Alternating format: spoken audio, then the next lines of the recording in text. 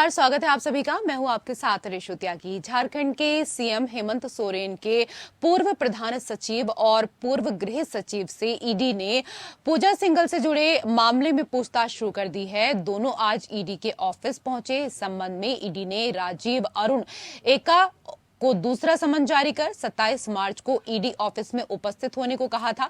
इससे पहले उन्हें ईडी ने समन भेजकर 15 मार्च को पूछताछ के लिए बुलाया था, लेकिन उन्होंने ईडी को पत्र लिखकर 24 मार्च तक का समय देने के लिए आग्रह किया था। बता दें कि राजीव अरुण एका पर आरोप है कि उनका नेताओं और नौकरशाहों के काले धन के निवेशक विशाल चौधरी से घनिष्ठ संबंध है। बीजेपी विधायक दल के नेता बाबूलाल मरांडी ने बीतों दिनों की अगर बात करें तो एक वीडियो क्लिप जारी कर आरोप लगाया था कि वो सरकारी फाइलें भी विशाल के घर में निपटाते थे। विशाल के पास जो डिजिटल साक्ष्य मिले हैं उनमें कई अफसरों से पैसे वसूली की पुष्टि हुई है। यही वजह है कि राजीव अरुण एका को पूजा सिंघल से जुड़े केस में ही ईडी ने समन जारी किया है।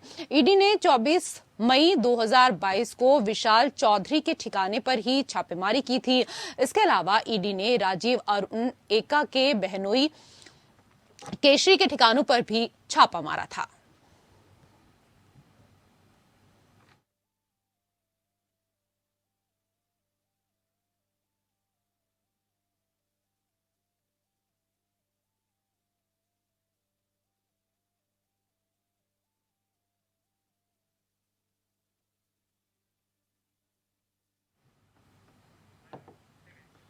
उधर राहुल गांधी की संसद में सदस्यता रद्द करने को लेकर बीते कई दिनों से कांग्रेस कई दिनों से देश के राज्यों में केंद्र सरकार के खिलाफ विरोध प्रदर्शन कर रही है। इसी कड़ी में रांची में भी कांग्रेस ने विरोध प्रदर्शन किया।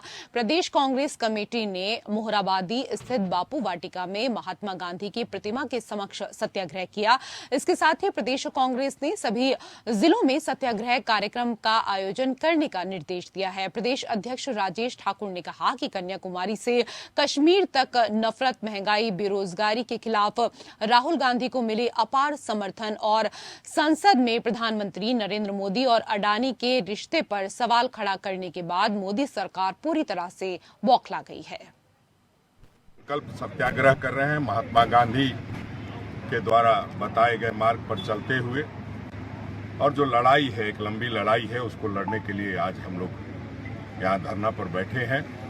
और लगातार हम लोगों का ये प्रयास होगा कि आदरणीय राहुल गांधी जी ने जो आवाज उठाई है अडानी के खिलाफ, उसको अंजाम तक पहुंचाने का काम करेंगे। जिस तरह से आप देख रहे हैं, जिस तरह की कार्रवाई हुई है आदरणीय राहुल गांधी जी पर, उससे हम ये कह सकते हैं कि लोकतंत्र खतरे में है और उस लोकतंत्र को बचाना हमारी जिम्मेदारी है। बाबा साहब अम्बेडकर जी ने जो संविधान दिया था, कहीं ना कहीं उसको कुचलने का काम हो रहा है।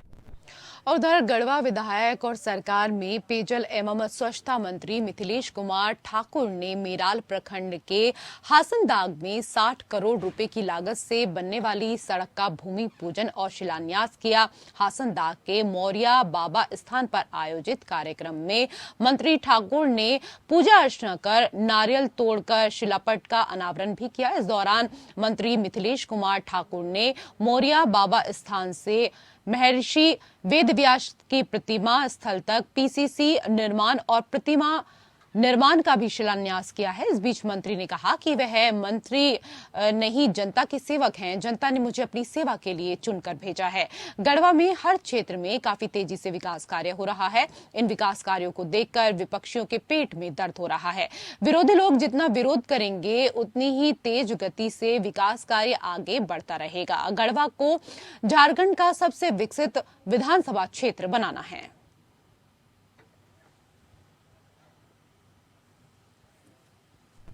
मैं भी इस रोड से बहुत बार गुजरा हूँ इन 15-20 सालों में, और इस सड़क की क्या स्थिति थी ये किसी से छिपा हुआ नहीं है। यहाँ से अभी नगमा जाने में 1 घंटे का वक्त लगता था, और आज हम जब इस रोड का अभी 40% भी काम पूरा नहीं हुआ है, जो नगमा से शुरू होकर करकोमा, हासनदाग होते हुए कसरार तक लगभग 15-16 किलोमीटर की सड़क का निर्माण कार्य प्रगति पर है। और मैं बहुत शिलान्यास में भी विश्वास नहीं रखता हूँ, मैं विकास में विश्वास रखता हूँ। ये काम बहुत पहले शुरू हो चुका है और इसकी समय अवधि में पूरा भी होगा।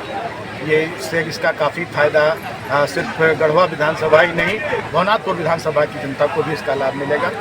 और ये योजना लगभग 65 करोड़ की लागत से सड़क का निर्माण और बाकी भू अर्जन और जो लैंड पेमेंट का को लेकर लगभग 90 करोड़ की योजना है। और इसके साथ साथ आज हमने यहाँ के जो बहुत आस्था का प्रतीक है मौर्य स्थान, वहाँ भी एक सीढ़ी निर्माण का और इसके जीर्णोद्धार का हमने शिलान्यास किया है। उधर बोकारो में झारखंड यूथ एसोसिएशन ने नियोजन नीति को लेकर विरोध प्रदर्शन किया है और सीएम हेमंत सोरेन का पुतला फूंका है। एसोसिएशन के संयोजक इमाम शफीक ने कहा कि 2016 से पहले वाली 60 से 40 अनुपात वाली नियोजन नीति का लगातार विरोध जारी है। 5 लाख लोगों ने ट्विटर अभियान चलाया है। सदन में इसे फर्जी बताया गया। विधानसभा भी हमने घेरी, समय दिया गया। 3.5 साल में सरकार एक नियोजन नीति नहीं दे सकी। 5 लाख नौकरी देने की बात कहकर छलावा किया। 1932 की बात कहकर छला है।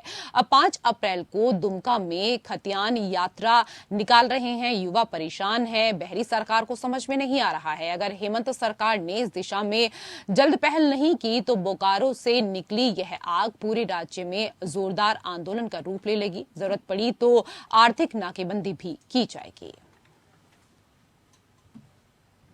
मामला जान रहे हैं। अभी हम लोग का नियोजन नीति जो है 60-40 जो लागू कर रहा है 2016 से पहले वाला, उसका लगातार विरोध कर रहे हैं। इसके पहले हम लोग ट्विटर कैंपेन करीब 5 लाख झारखंडियों ने किए थे, तो बोल दिया गया कि अभी सदन में बोल दिया गया कि ये फर्जी था।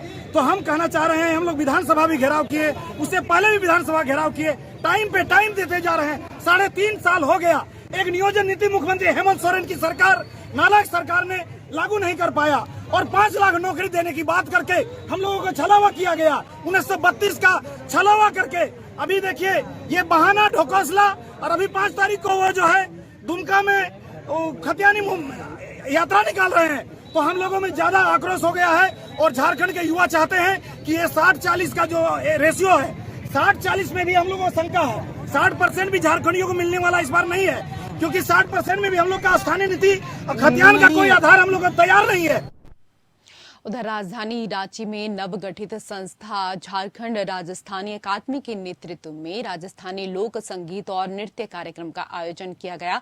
कार्यक्रम में राजस्थान के मुकुंदगढ़ के सुप्रसिद्ध कलाकार की 15 सदस्यीय टीम ने राजस्थानी लोक संगीत और नृत्य की प्रस्तुति की। नवगठित संस्था का मूल उद्देश्य राजस्थानी भाषा और संस्कृति को बढ़ावा देना और समाज को एक सूत्र में पिरोना है।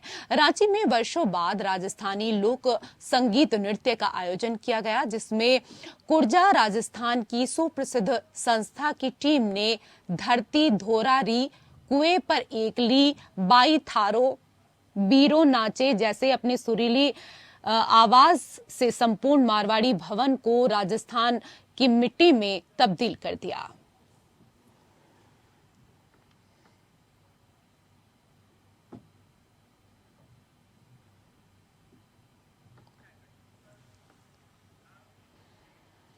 उधर राज्य स्तरीय चतुर्थ वर्गीय सरकारी कर्मचारी संघ ने तीसरे जिला स्तरीय सम्मेलन का बोकारो में आयोजन किया। सम्मेलन का उद्घाटन बतौर मुख्य अतिथि जिले के उपायुक्त कुलदीप चौधरी ने किया। कुलदीप चौधरी ने कहा कि सम्मेलन के माध्यम से उनके पास चतुर्थ वर्गीय सरकारी कर्मियों की जो भी मांगे सामने आएंगी उस पर वह अपनी तरफ से हर संभव सकारात्मक कार्रवाई करेंगी। जिला स्तर पर जो भी संभव होगा निसंदेह किया जाएगा, जबकि राज्य स्तर पर जो मांग होगी उसे आगे उचित प्लेटफॉर्म पर पहुंचाने और जायज मांगों की यथासंभव पूर्ति को लेकर वह अपनी ओर से कोई कोर कसर नहीं छोड़ेंगे। वहीं कर्मचारी संघ के प्रदेश महामंत्री सपन कुमार ने कहा कि झारखंड में चतुर्थ वर्गीय सरकारी कर्मचारियों को अविभाजित बिहार से अलग हुए 2 दशक से अधिक वर्षों के बाद भी राज्य के वर्ग 4 के कर्मियों को वर्ग 3 के पदों पर पद प्रोन्नति नहीं की गई है। राज्य में जितनी भी सरकारें बनी, किसी ने भी प्रदेश के लगभग 30,000 कर्मचारियों के हित के बारे में कभी भी नहीं सोचा।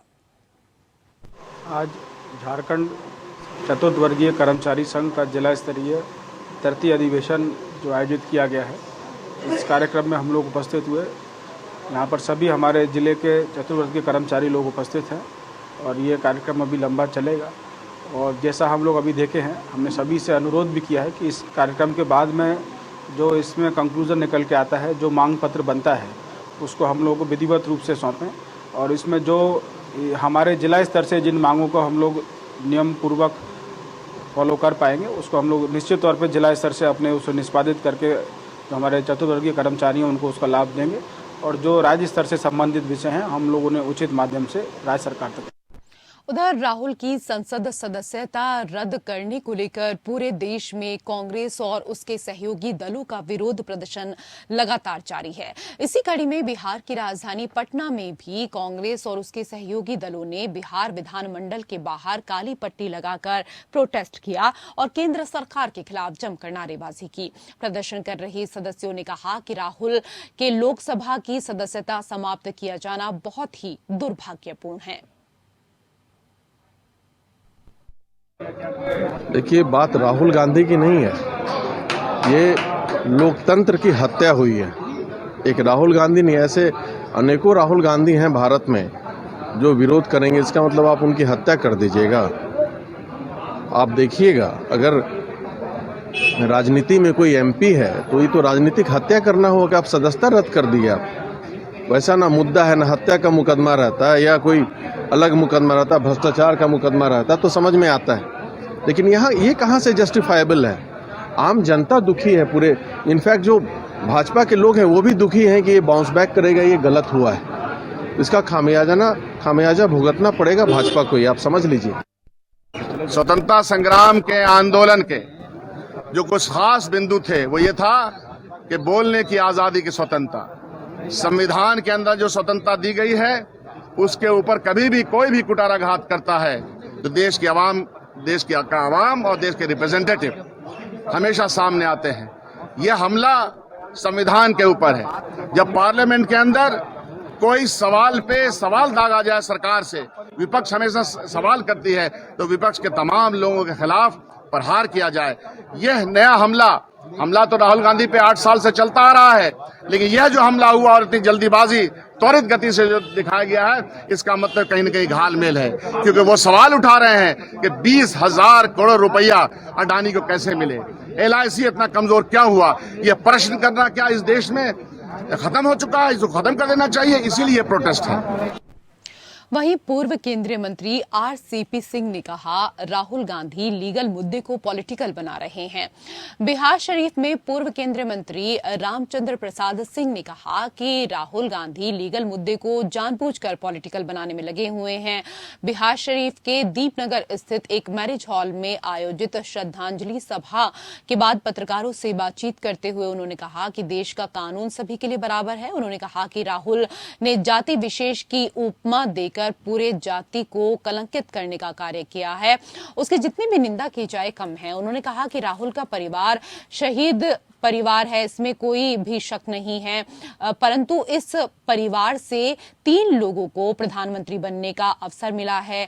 तीनों का स्मारक दिल्ली में है और तीनों प्रधानमंत्री को भारत रत्न का पुरस्कार मिला।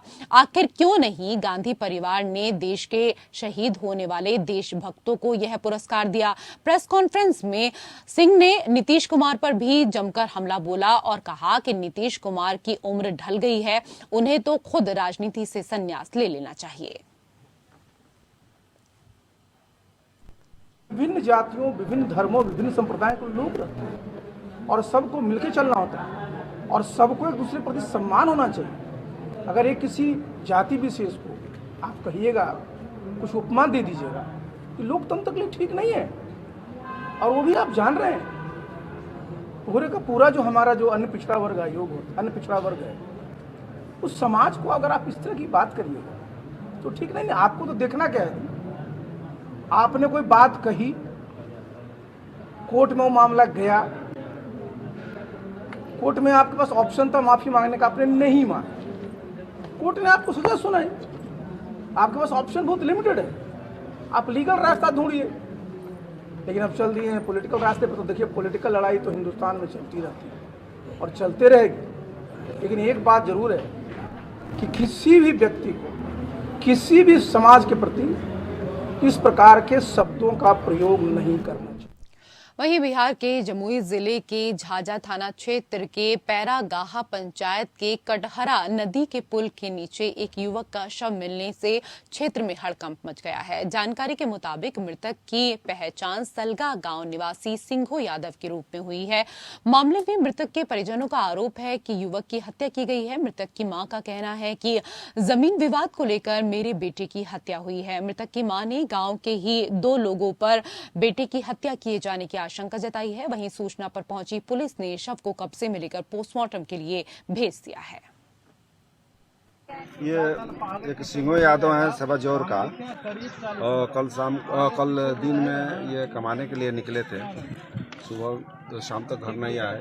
उसको खोजबीन होने लगा, घर वाले खोजबीन करने लगे और उसका शव एक पुलिया है, पुलिया के नीचे पड़ा हुआ मिला। अभी तक हम लोग जहाँ तक देखे हैं उससे ऐसा प्रतीत होता है कि वो पुलिया से गिर गया है। एक पत्थर है जिसमें सर टकरा जाने से इसकी और ओवर ब्लीडिंग के चलते मौत हुई। और अब बात मुंगेर की करेंगे, जहां पर धरहरा अंचल इटवा गांव की रहने वाली सुमन देवी ने फर्जी दस्तावेज बनाकर जमीन कब्जाने के आरोप को लेकर जिलाधिकारी से शिकायत की है। इसके साथ ही पीड़िता ने राजस्व अधिकारियों और दबंगों पर आरोप लगाते हुए कहा कि उसके घर का ताला तोड़ने की कोशिश की गई और जब उसने इसका विरोध किया तो उसके साथ मारपीट और दुष्कर्म करने की कोशिश की गई। साथ ही उसने शिकायत की है तो उसको अब धमकाया भी जा रहा है। पीड़िता का कहना है कि सुधाकर सिंह नाम के एक व्यक्ति ने फर्जी दस्तावेज बनाकर उसकी जमीन को अपनी सास के नाम पर लिखवा दिया था। कुछ दिन पहले मेरे पति का देहांत हो गया था।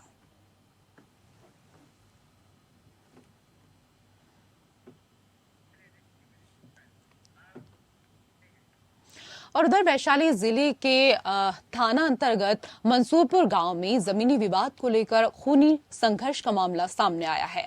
जमीन को लेकर हुए मारपीट में दर्जनों लोग घायल हो गए हैं। घायलों को आनन फानन में वैशाली स्वास्थ्य अस्पताल में भर्ती कराया गया है, जहां डॉक्टरों ने इलाज के बाद बेहतर इलाज के लिए सदर अस्पताल रेफर कर दिया। कुछ लोगों का इलाज भी चल रहा है। पुलिस मामले की छानबीन में जुटी हुई है।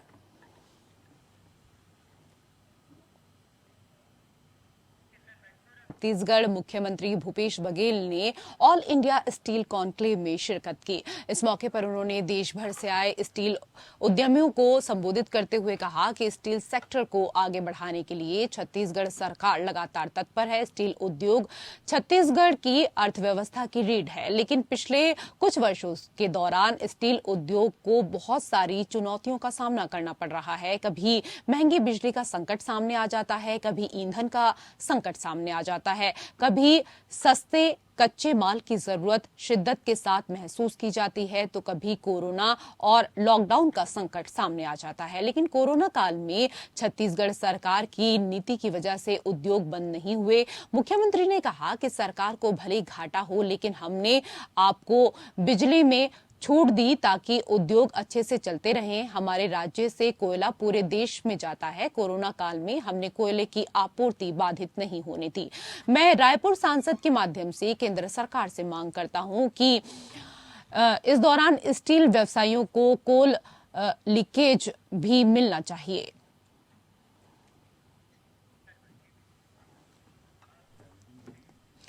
उधर छत्तीसगढ़ में चल रही नक्सली गतिविधियों पर लगाए गए भारतीय जनता पार्टी प्रदेश इकाई के आरोपों पर अपनी प्रतिक्रिया देते हुए कांग्रेस के मुख्य प्रवक्ता सुशील आनंद शुक्ला ने प्रतिक्रिया देते हुए कहा कि एक तरफ केंद्रीय राज्य मंत्री देश के सर्वोच्च सदन पर लिखित में जवाब देते हैं कि छत्तीसगढ़ में 80% नक्सली गतिविधियों में कमी आई है।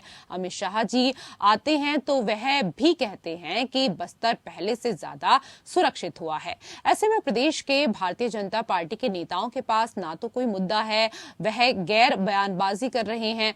नक्सली गतिविधियों के बारे में ना तो उन्हें कोई जानकारी है और ना ही वो कुछ जानकारी लेना चाहते हैं। रमन सिंह के 15 वर्षों के कार्यकाल में नक्सली गतिविधियों को छत्तीसगढ़ की जनता के साथ साथ पूरे देश की जनता ने देखा है। ये भारतीय जनता पार्टी के नेता विरोध करने के लिए लगातार गलत बयानी करते हैं। भारतीय जनता पार्टी के राष्ट्रीय अध्यक्ष आए थे तो दावा करके गए छत्तीसगढ़ में नक्सलवादी गतिविधियां बढ़ी हैं, जबकि केंद्रीय गृह राज्य मंत्री ने राज्यसभा में लिखित जवाब दिया कि छत्तीसगढ़ में 80% से भी अधिक नक्सलवादी घटनाओं में कमी आई है। हाल ही में सीआरपीएफ के डीजी ने यह बताया कि छत्तीसगढ़ में नक्सली गतिविधियां लगभग समाप्ति की ओर हैं। माननीय गृह मंत्री अमित शाह जी ने भी इस चीज़ को माना कि छत्तीसगढ़ में नक्सलवादी गतिविधियों में बहुत ज़्यादा कमी आई है और यह संतोषजनक स्थिति है। लेकिन छत्तीसगढ़ के भारतीय जनता पार्टी के नेता लगातार आरोप लगाने के लिए गलत बयानी करते हैं। ये है भारतीय जनता पार्टी की हकीकत।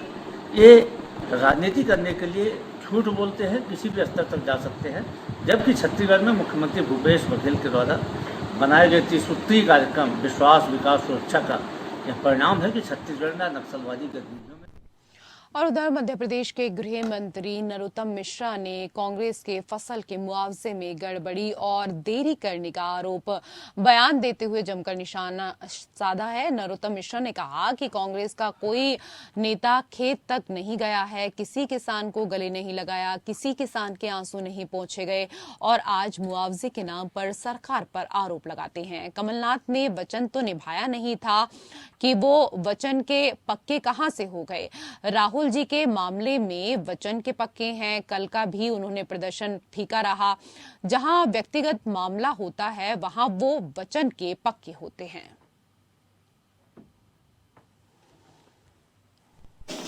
दिल्ली में राहुल जी ने किया तो गुरु को तो फिर आगे निकलना ही था। पहले राहुल बाबा ने अपमान किया मीडिया का और कल दिग्विजय सिंह जी ने कर दिया। ये ऐसा नहीं है कि अभी कर रहे हो, आप इमरजेंसी का समय देख लो। इमरजेंसी से लेके कल तक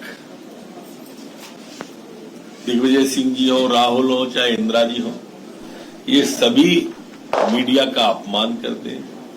कभी गोदी मीडिया बोलते हैं, कभी इस तरह की बात मीडिया के बारे में बोलते हैं जिससे लोगों को मीडिया के प्रति अइच्छा जाहिर हो। और फिलहाल इस बुलेटिन में मेरे साथ इतना ही। नमस्कार।